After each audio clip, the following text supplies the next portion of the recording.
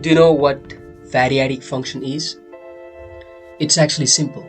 Variadic function is nothing but just a normal function which will accept a variable argument, or sometimes called var_args or rest parameter. Alright, now if you see a structure something like this, if there's a function and there's a argument, and inside that argument if there's a variable argument, and that's variadic function, right? And now how to access these args, because these args would be in a structure of an array. Now if we want to access these args, then we'll have to use something like for each or map or etc. that you can do in array, right? Because args is going to be an array.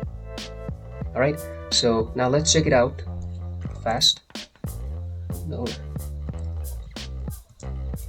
Now if you see here, first of all I have invoked 1 2 3 4 inside of this args, and it is printing us first of all length, that's 4, and it is mapping, right?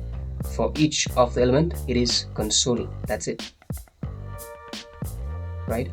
So for hello world this is printing 2, the length is 2, and the elements are hello and world. And for true false true, the length is 3 and the elements are true false true.